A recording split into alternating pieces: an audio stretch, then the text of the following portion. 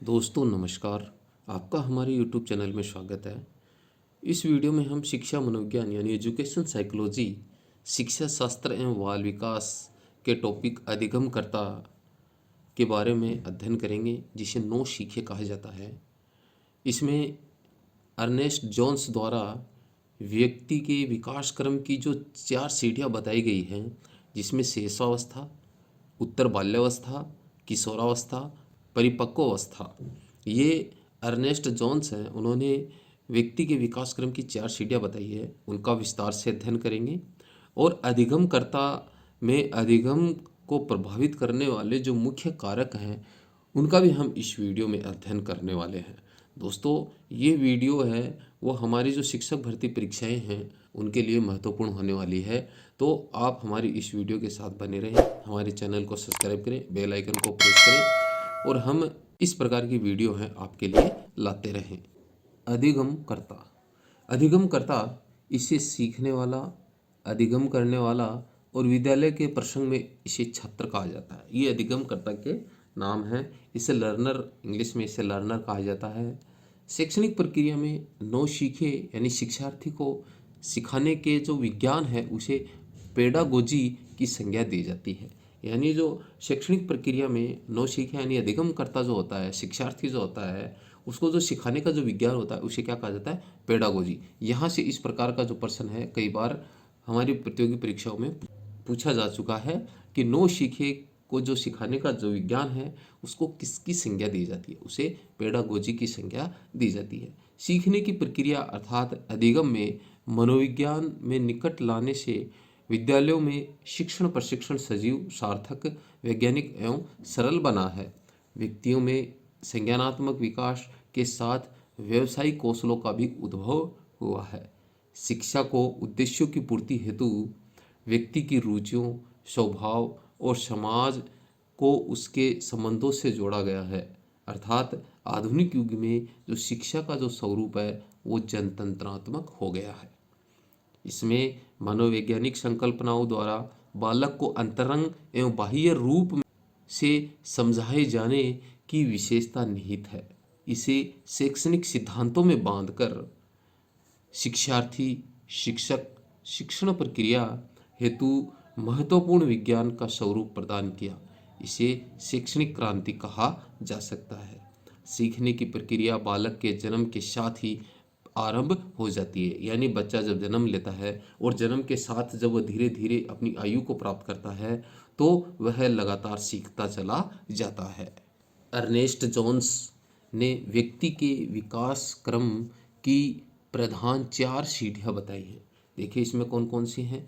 पहली है शैशवावस्था, दूसरी है उत्तर बाल्यावस्था, तीसरे नंबर पर किशोरावस्था और चौथे नंबर पर है परिपक्वावस्था। ये 4 जो सीढ़ियाँ हैं, ये 4 जो क्रम है, आयु क्रम है, ये अर्नेस्ट जोन्स ने बताए हैं। इन्होंने ये नाम दिए हैं शैशवावस्था, उत्तर बाल्यावस्था, किशोरावस्था, परिपक्वावस्था। शैशवावस्था इन्होंने 5 वर्ष तक की आयु तक, यानी जन्म से लेकर 5 वर्ष तक की आयु तक इन्होंने शैशवावस्था माना है। उत्तर बाल्यावस्था 5 वर्ष से लेकर और 12 वर्ष तक की आयु तक उत्तर बाल्यावस्था का नाम दिया है। किशोरावस्था यानी एडोलसेंस, यानी 12 वर्ष से 18 वर्ष तक की आयु तक इन्होंने बालक को किशोरावस्था में डिवाइड किया है। फिर नेक्स्ट है, अंतिम है परिपक्वावस्था, जो 18 वर्ष की आयु से स्टार्ट होती है और संपूर्ण जीवन उपरांत यह चलती है। विकास की प्रक्रिया में व्यक्ति को प्रत्येक अवस्था में अनुभवों के अर्जन होते जाते हैं और उसकी सोच में परिपक्व अवस्था आती रहती है। यानी जैसे जैसे व्यक्ति परिपक्व होता चला जाता है, एक स्टेज से दूसरी स्टेज पर जाता है, तो जो उसके अनुभव हैं वो लगातार उस आयु के अकॉर्डिंग उसे आते रहते हैं और उसकी जो सोच है वो भी लगातार परिपक्व होती जाती है। अर्नेस्ट जोन्स ने जो ये 4 हमें जो विकास क्रम की जो सीढ़ियाँ बताई है, हम उनका विस्तार से अध्ययन करते हैं। पहली है शैशवावस्था, इन्फेंसी, यानी 5 वर्ष तक की आयु तक, जब व्यक्ति जन्म लेता है और जन्म से लेकर 5 वर्ष तक की आयु को अर्नेस्ट जोन्स ने शैशवावस्था नाम दिया। इस शैशवावस्था को क्या कहा जाता है, क्या क्या नाम दिए जाते हैं, व्यक्ति कौन कौन से कार्य इन अवस्थाओं में पूर्ण करता है। इसे सीखने का आदर्श काल माना जाता है। यानी व्यक्ति जब जन्म लेता है तो जन्म के समय ही वह सीखना स्टार्ट कर देता है, तो इसे सीखने का आदर्श काल कहा जाता है। भावी जीवन की आधारशिला इस अवस्था को शेषावस्था को कहा जाता है। जीवन का सबसे महत्वपूर्ण काल होता है शेषावस्था। अनुकरण द्वारा सीखने की अवस्था होती है, क्योंकि बालक होता है वो अपने बड़ों को देखकर, अपने माता पिता को देखकर, परिवार के सदस्यों को देखकर सीखता है। तो इस और कैसे सीखता है? अनुकरण के द्वारा। जैसा वो कार्य करते हैं वैसा ही वह अनुकरण करता है और सीखता चला जाता है। तो शेषावस्था को अनुकरण द्वारा सीखने की अवस्था भी कहा जाता है। तीव्रता से शारीरिक विकास की अवस्था, इस अवस्था में विकास है वो तीव्र गति से होता है। किसका? शरीर का जो विकास है वो तीव्र गति से होता है। क्षणिक संवेग की अवस्था, यानी इस अवस्था में संवेग हैं वो बहुत ही कम होते हैं। समुचित सांवेगिक विकास की दृष्टि से स्वर्णिम काल है, यानी जो संवेग हैं इसमें बहुत ही कमी होते हैं, समुचित होते हैं, तो इसलिए इसको समुचित सांवेगिक विकास की दृष्टि से इसे स्वर्णिम काल भी कहा जाता है। इस अवस्था में बालक है मानसिक रूप से पुष्ट नहीं होता है, यानी उसका संपूर्ण मानसिक विकास इसमें नहीं होता है। उसका व्यवहार प्रधानतः सहजात, स्वाभाविक, लालसा, ललक प्रवृत्ति द्वारा संचालित देखा जाता है। यानी ये जो क्रियाएं हैं उसके जीवन में होती रहती हैं। वह अपनी आवश्यकताओं की पूर्ति के लिए पराश्रित होता है, क्योंकि वह शेषावस्था में होता है, इसलिए वह माता पिता पर, अपने बड़े भाई बहन पर और घर के जो सदस्य हैं उन पर आश्रित होता है। वह माँ की बातों को शीघ्रता से सीख लेता है। जैसी माँ उसे कहती है वह अपने जीवन में उसे ढालता रहता है, सीखता रहता है। माँ ही प्रधानतः उसकी प्रथम शिक्षक मानी जाती है। वह अपने माता पिता से प्रेम करने लगता है। माता पिता उसके स्वास्थ्य का ध्यान रखते हैं और उसकी जिज्ञासा को संतुष्ट करते हैं, क्योंकि वह इस टाइम पर चलना फिरना नहीं जानता है। वह लुढ़कना, गुड़ना, इधर उधर की जो क्रियाएं हैं वह करता है। तो वह उसकी जो जिज्ञासाएं होती हैं वो माता पिता ही संतुष्ट करते हैं। घर का वातावरण शिशु के सीखने में सहायक बनता है। वह घर के सदस्यों के व्यवहार को देखकर प्रेम, लड़ना झगड़ना, सहानुभूति, आदर से बोलना, ये सब वो है घर के व्यक्तियों से ही सीखता है। चौथे पांचवें वर्ष में बालक विद्यालय जाना आरंभ कर देता है, यानी उसकी विद्यालय की जो आरंभिक जो काल है वो शुरू हो जाता है। वहाँ शिशु स्वावलंबी बनना सीख जाता है, और जब वह स्कूल में जाता है तो स्कूल में जाने पर वह अपने काम स्वयं करना शुरू कर देता है, तो स्वावलंबी बनना वो सीख जाता है। कब? ये शेषावस्था के अंतिम दिनों में। शिक्षक उसे स्वयं विकसित बनाने में सहायक सामग्री, खेलकूद आदि व्यवस्था प्रदान करके उसे वास्तविक वस्तुओं का ज्ञान कराने लग जाता है। इस अवस्था में शिक्षक औपचारिक अध्ययन नहीं कराता है, यानी शेष अवस्था है तो वह अंतिम दिनों में स्कूल में जाता है, तो शिक्षक उसे औपचारिक अध्ययन नहीं कराता है। नेक्स्ट है उत्तर बाल्यावस्था, लेटर चाइल्डहुड। 5 वर्ष से लेकर 12 वर्ष तक के जो आयु का जो काल है वो अर्नेस्ट जॉन्स ने उत्तर बाल्यावस्था नाम दिया। इस उत्तर बाल्यावस्था में देखिए कौन कौन से परिवर्तन बालक में देखे जाते हैं। स्थूल संक्रियात्मक अवस्था का एक काल है, अनोखा काल इसे कहा जाता है। निर्माण काल है, यानी भावी जीवन की सफलता और असफलता इसी काल पर निर्भर है, यानी बाल्यावस्था पर ही निर्भर है कि व्यक्ति है वो भावी जीवन में कैसा बनेगा, कैसी सफलताएं प्राप्त करेगा, कैसी असफलताएं उसे मिलेंगी। ये इस काल का निर्माण काल माना जाता है। प्रारंभिक विद्यालय की आयु है, बालक है वो विद्यालय जाना शुरू कर देता है। वैचारिक क्रिया की अवस्था है, टोली, दल, समूह की आयु उत्तर बाल्यावस्था को यानी बाल्यावस्था को कहा जाता है। मिथ्या परिपक्वता का काल है, खेल की आयु है, बच्चा है बाल्यावस्था में खेल ज़्यादा खेलना पसंद करता है।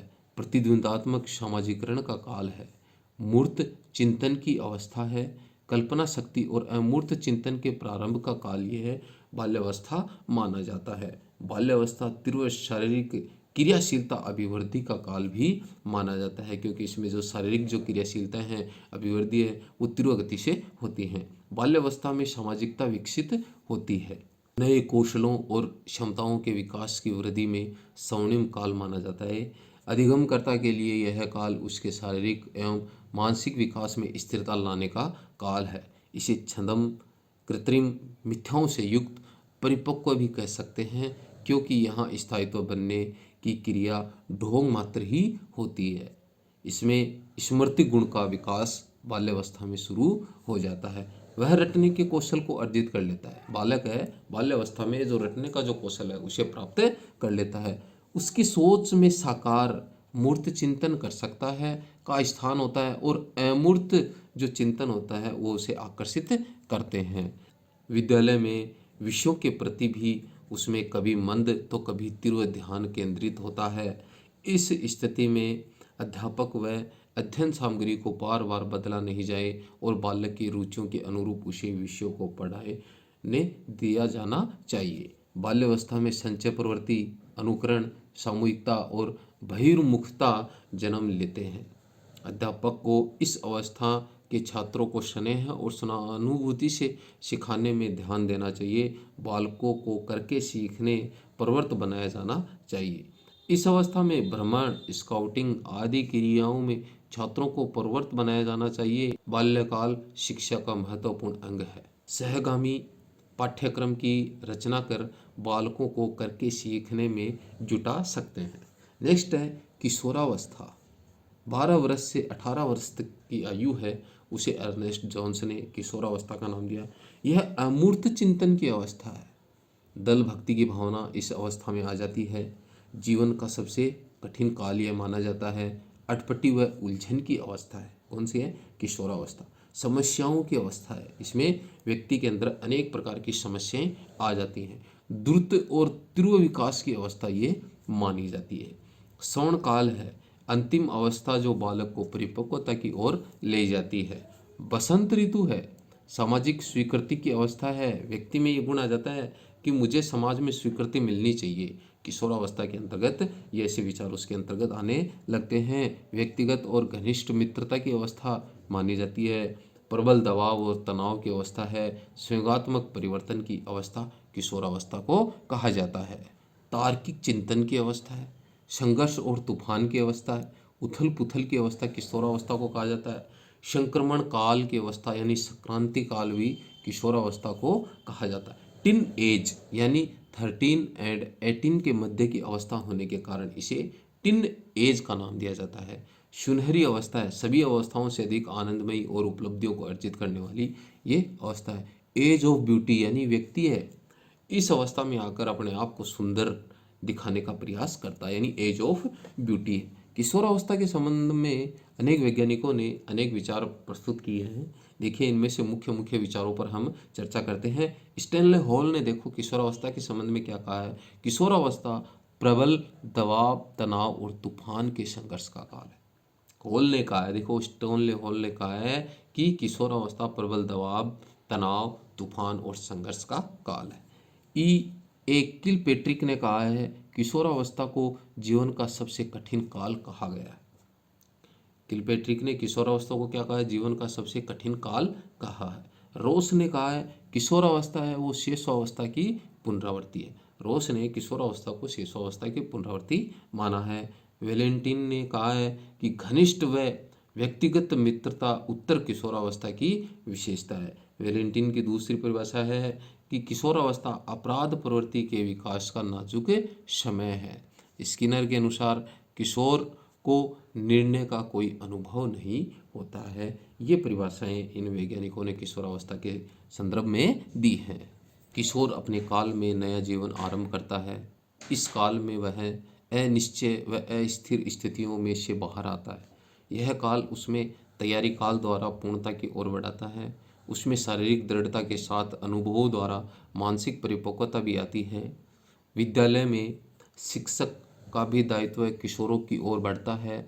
यद्यपि बालक है वो परिपक्व बनने लगता है, माता पिता उसे निरा अबोध बालक समझकर उससे व्यवहार करना शुरू कर देते हैं। बालक में अनेक संवेगात्मक ग्रंथियां जन्म ले लेती हैं। किशोर किशोरियों में यह काल मानसिक द्वंद्व का काल माना जाता है। उसमें समस्याएं हैं वो घर करने लग जाती हैं। कभी कभी वे अनुशासनहीनता में भी प्रवृत्त देखे जाते हैं। उनमें काम वासना है इस अवस्था में आकर के किशोरावस्था में आकर प्रबल बन जाती है। वे विरोधी लिंग की ओर आकर्षित बनने लगते हैं। किशोरों को आत्मनिर्भर बनने की लालसा पीड़ित बना देती है। वे व्यवसाय के चयन की चिंता करने लगते हैं। अतः किशोरावस्था में शिक्षा का जो स्वरूप है विशेष रूप से निर्धारित होना चाहिए, क्योंकि उसमें अनेक शारीरिक मानसिक परिवर्तन आने शुरू हो जाते हैं। किशोरों को स्वास्थ्य शिक्षा, उनको उनके संवेगों के नियंत्रण का प्रशिक्षण, उनको नैतिक व्यवहार सिखाना, उनमें कला, खेलकूद, मनोरंजन की स्वस्थ प्रवृत्ति को विकसित करना बहुत ही आवश्यक है।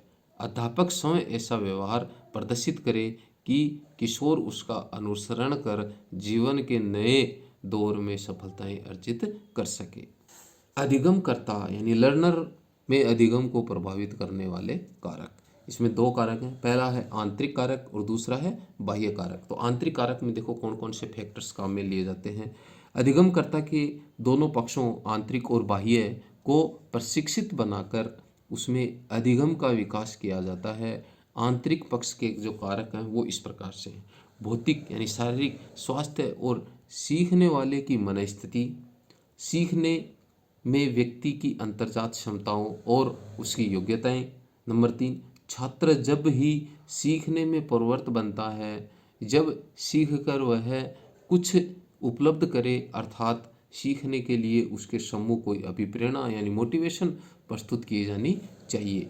अधिगमकर्ता के सामने जीवन में आगे बढ़ने का लक्ष्य गोल निर्धारित हो। उसे ज्ञात होना चाहिए कि कहाँ तक पहुँचना है, क्या प्राप्त करना है। सीखने के लिए वह आरंभ में ही उचित उद्देश्य स्थापित करता है। छात्र विकास के दौरान परिपक्व अवस्था में पहुँचने की लालसा से पढ़ता, लिखता एवं अनुभव अर्जित करता है। छात्र में सीखने की तैयारी, उसकी इच्छा शक्ति और उस हेतु अभिप्रेरित बनाए रखना महत्वपूर्ण कारक है, जो छात्र को अधिगमित बनाने में सहायक प्रदान करता है। बाह्य कारक अधिगमकर्ता को सिखाने में उसके व्यक्तिगत स्वभाव और मानसिक स्वास्थ्य स्थिति तथा शारीरिक स्वास्थ्य का योग महत्वपूर्ण कारक है, परंतु सीखने की प्रक्रिया पर उसका बाह्य वातावरण भी प्रभाव डालता है। बाह्य वातावरण घरेलू, सामाजिक एवं राजनीतिक परिस्थितियों से घिरा होता है। इस वातावरण में सिखाने की विषय वस्तु की प्रकृति और समझने की विधियाँ भी महत्वपूर्ण होती हैं। यह सरल विधि और बालक के अनुभवों से जुड़ी बातों को बालक के सम्मुख रखा जाए और उन्हें अच्छी प्रकार हजम कर लेगा और सीखने में रुचि बनाए रखेगा। सीखने की प्रक्रिया में अध्यापक के गुणों का भी योग होता है। अध्यापक का व्यवहार सहानुभूतिपूर्ण, मृदुल, आकर्षक और बालक को अभिप्रेरित बनाए रखने वाला होना चाहिए। अध्यापक स्वयं विषय वस्तु का अच्छा ज्ञाता हो और उसमें तथ्यों को प्रस्तुत करने की आकर्षण युक्त योग्यता होनी चाहिए। वह अपनी बात को घुमा फिरा कर न कहे, सीधे सरल ढंग से प्रस्तुत करने का उसमें कौशल होना चाहिए। वह जो कुछ भी कहे अथवा जो स्थिति छात्र के सम्मुख प्रस्तुत करे, वह समस्या के हल की और छात्र को ले जाने वाली हो। उद्देश्यों अथवा लक्ष्य प्राप्ति कराने की ओर छात्रों को अग्रसर करे। अध्यापक में यह गुण छात्रों को अधिगमित बनाने हेतु आवश्यक कारक हैं। दोस्तों, ये वीडियो आपको अच्छी लगी हो तो प्लीज़ इसको लाइक करें, चैनल को सब्सक्राइब करें, बेल आइकन को प्रेस करें।